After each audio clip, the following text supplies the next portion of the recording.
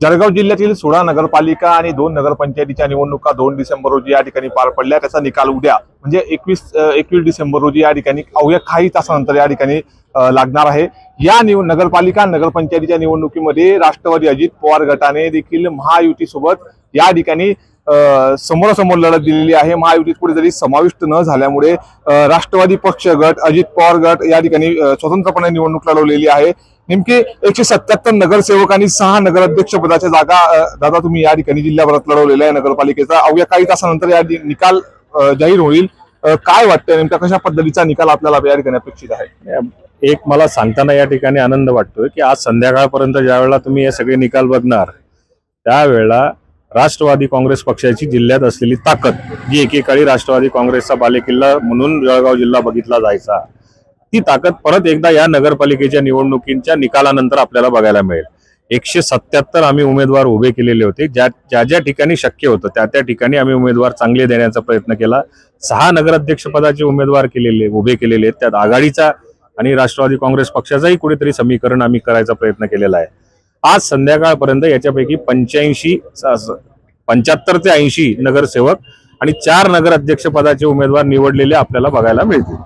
दादा आता नगरपालिकेची नगरपंचायतीची निवडणूक प्रक्रिया पार पडल्यानंतर आता 23 तारखेपासून जळगावची महानगरपालिकेची निवडणूक देखील या ठिकाणी पार पडते आहे। अशा असताना नगरपालिकेत जशा पद्धतीने तुम्ही विरोधात या ठिकाणी लढले तशा पद्धतीचा मतदान या जळगावच्या महापालिकेत होऊ शकतं का? कशा पद्धतीची रणनीती तुम्ही जळगाव महापालिकेसाठी आखणार आहे यात?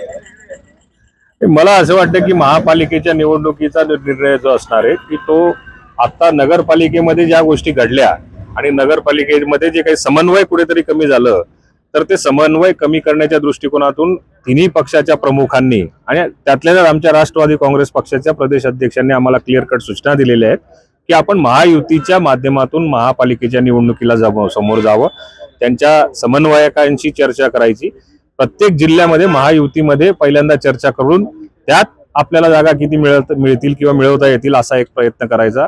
त्या दृष्टिकोनातून आमचे प्रयत्न सुरू आहेत। आता भाजप असेल, शिवसेना असेल, अशा कुठल्या पक्षाच्या नेत्यांसोबत आपली काही चर्चा झालेली आहे का? या संदर्भात काय सांगाल? आता भारतीय जनता पार्टीचे समन्वयक म्हणून ज्यांच्यावर जबाबदारी आहे, राजूमामा भोळे असतील, मंगेश चव्हाण असतील, त्याच्यानंतर पालकमंत्री गुलाबराव पाटील साहेब असतील, यांच्याशी मी फोनद्वारे चर्चा केलेली आहे। त्यांनी सांगितलंय मला की 21 तारखेचा निर्णय संपल्यानंतर ज्या त्या पक्षाने आपले उमेदवार त्यांचे अर्ज मागवायला सुरुवात आम्ही आमच्या पक्षाची केलेली, त्यांनी त्यांच्या पक्षाची केलेली आहेत आणि त्यानंतर उमेदवारांचं चयन केलं जाईल, त्याच्यावरती सर्वे केला जाईल। जो इलेक्टिव्ह मेरिटचा कॅन्डिडेट असेल त्या कॅन्डिडेटला आम्ही युतीच्या चर्चेमध्ये त्या ठिकाणी चर्चा करायला घेऊन जाणार आहोत। आता योग्य ते जागा वाटप नाही झाल्यास पुढची भूमिका राष्ट्रवादी अजित पवार गटाची कशी असेल? कारण की नगरपालिकेमध्ये स्वतंत्र पक्ष अजित पवार गट या ठिकाणी निवडणूक लढवताना दिसत आहे, तसेच चित्र महापालिकेत दिसून येईल का? नाही, असं काही होणार नाही। मला असं वाटतं की पहिल्यांदा आम्ही युतीलाच प्राधान्य देणार आहेत। युतीतली चर्चा झाल्यानंतरच याच्या बाबतीत प्रदेश अध्यक्षांची चर्चा केली जाईल आणि युतीमध्ये समजा जर का सन्मानजनक वागणूक नसेल मिळाली किंवा त्या ठिकाणी जागा कमी जास्त होत असतील, जे प्रदेश अध्यक्ष सूचना देतील त्याच्याप्रमाणे पुढची रणनीती आमची असणार। आता एक शेवटचा प्रश्न, मंत्री माणिकराव कोकाटे यांचा राजीनामा या ठिकाणी झालेला आहे।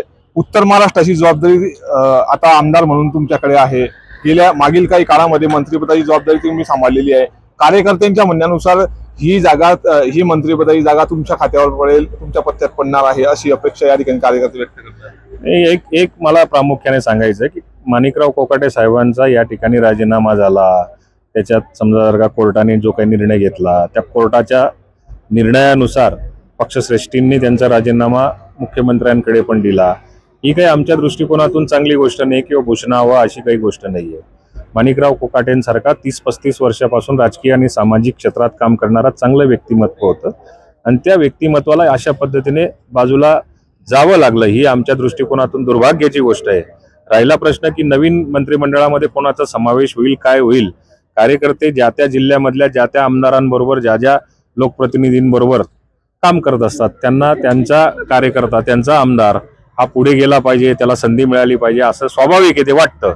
उत्तर महाराष्ट्रामध्ये जळगाव, धुळे, नंदुरबारमध्ये तसं वाटत असेल, परंतु हा सर्वस्वी अधिकार पक्षश्रेष्ठींना ज्या वेळेला निर्णय घ्यायचा असतो त्यावेळेला त्यांना संपूर्ण राज्याचा विचार करावा लागतो, सगळा समतोल त्यांना ठेवावा लागतो आणि तो समतोल ठेवल्यानंतरच ते पुढचा निर्णय घेतील। त्यांना जो निर्णय घ्यायचा असेल तो घेतील। आमच्यासाठी ते जे निर्णय घेतील तो आमच्यासाठी सराखोपे असेल.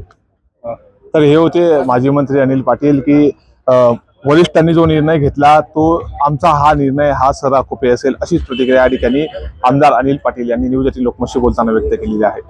नितीन नांदुरकर, न्यूज 18 लोकमत, जळगाव.